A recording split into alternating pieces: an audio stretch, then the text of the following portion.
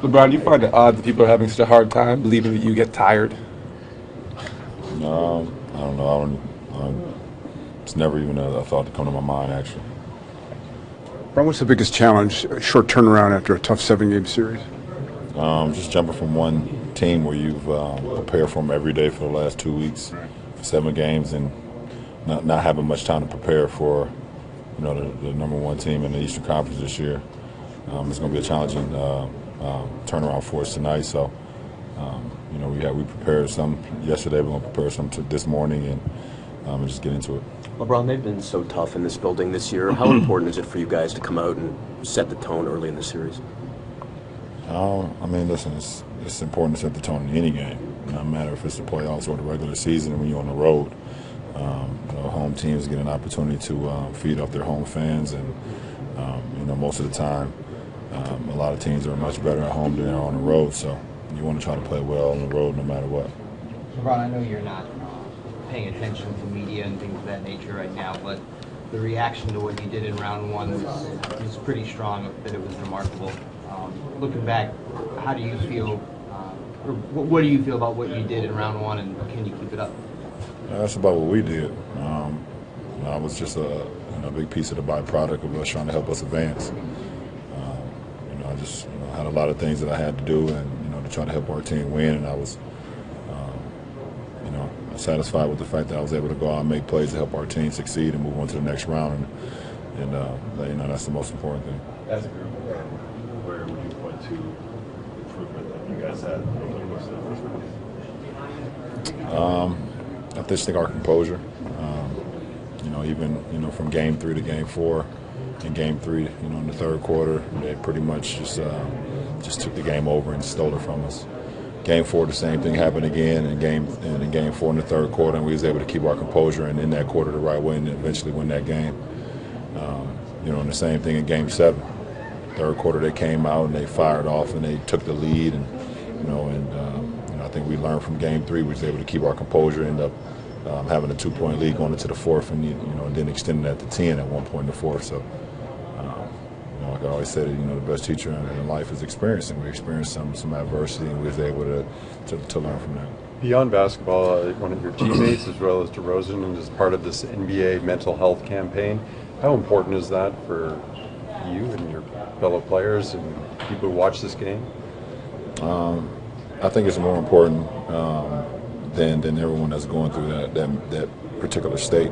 That they understand that they're not alone. And no matter if you're a professional athlete where they feel like we're invincible or we don't have problems and things of that nature, I think it sheds a light on that we're human just like everyone else, but also like the kids and the people that go through it as well. I think that's it's helpful to them to know that people in the limelight and the cameras can have problems as well. So I definitely salute Kev and DeRozan for what they were going through and being able to use their voice and use their platform to better the state of what they're in.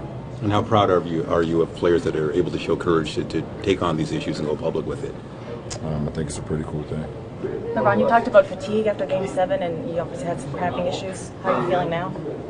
I'll be all right. Leg's not a problem? I'll be fine. How do you overcome the challenge of minutes and rest when in the second round? You had mentioned that that was a bit of an issue. How are you feeling? I never mentioned it was an issue. You mentioned it was an issue. It wasn't an issue. It's what I had to do to help us get to the second round, and we're worried about the second round now that we're here. One last question. How do you think this Raptors team compares to the team that you guys played in the playoffs the last couple of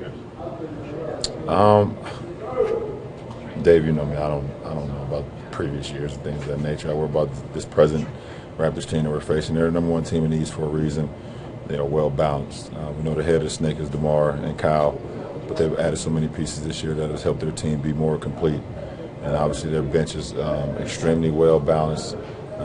They come in and play with the same aggression and the same focus and the same confidence as the first unit. So they are a more well-balanced team this year, and it showed in their record, it showed in their ability to win games, and it showed why they're the #1 team in the East. So I don't know. I'm not comparing them. Just talk about this year. Ty, how tough is it to play a Game 7 on a Sunday, come back 2 days later, and have to run it back up? We don't know. We've never done it. So, but I mean, this is the playoffs. You know, you got to be ready, prepare for everything. We've been to a Game 7. You know, big win for us, but now we got to come back and focus on Toronto. Will we see more of Tristan though? Yes. Will he start? I don't know. NBA is launching a big mental health initiative. Can you talk about the importance of that, not just for the players, but all the people who come watch? Say it again. The mental health initiative the NBA is launching today. One of your players was in it. Yeah. You know, just this is a game of basketball, which we love and have a lot of passion for. But you know, outside of basketball, you know, people go through a lot of different things, and you know, it's not the biggest thing in your life. You know, people go through a lot of different situations, and we're just here to be supportive of Kevin, of DeRozan, and some other people I know going through the same situation. So, a very important day. Jetty didn't get a look really in round one. I guess he would be the one guy. Is there still a chance for him to get a look or get a chance? Just got to see how the series goes. What are you key in on against Toronto to have success this series? I think handling their second unit. I think their second unit is a big part of what they do.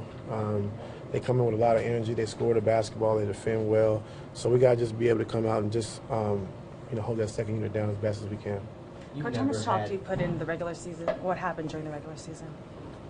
As far as what? As far as like you guys came in with 2 wins. Oh, that doesn't mean anything. You know, regular season, playoffs is a different animal. So the games in the regular season, just kind of fill out what they do and what they try to do. Coach Casey's done a great job of just changing their offense around. They're very good defensively now, so it's going to be a tough task for us. You've never had concerns about playing LeBron as much as he needs to play, but this is the first series early in the playoffs where you didn't have any time for him to recover. Are you concerned at all about his minutes load, and do you have to try to manage it differently? No, not especially not game one. I just think we got to be smart about the situation. And I know he wants to play and play a lot, but we got to be smart because we play every other day, so it's not really a lot of time for recovery. Are you seeing any signs whatsoever that he seems tired at all? Because we're not seeing it. Just after the game, but not during the game. I think his mental toughness, just being mentally prepared, being mentally tough, not giving in to fatigue is a big part of who he is. Ty, what do you think your young guys learned about going through that first acid test against Indiana now that they can apply? Just a tough grind. You know, the playoffs is a tough grind. You know, everything we did in the regular season well, they try to take that away. And their strengths as a player, they try to take that away and make you do something different. So I think the guys understand that and how the playoffs and how intense it is. How's George? He's good. LeBron said you guys might have to wing it this first game. Have you had time to prepare? We prepared yesterday. I thought we had a great session. It went better than I thought it would go. You know, got an hour of just personnel edit, the team edit. Then we did the walkthrough, and guys were locked in, pretty focused. So it went better, a lot better than I thought it would. What kind of challenges do you think the Raptors might give you? Like I said, the second unit is really, really good, different from the past. Just their movement offensively. But I just think the biggest thing is with Kyle and DeMar, you know, 2 All-Stars, 2 very good players. We got to be, you know, very help conscious, knowing those guys at all times, and make field goals and not free throws. They've been so tough here in this building this year. How important is it for you guys to come in and take one or both games here? I mean, it's very important. You know, in the playoffs, you know, when they have home court, you definitely got to win on the road. And, you know, we're prepared to play. You know, just got to see how they come out, how they match up, the things they do, and then we'll be able to adjust.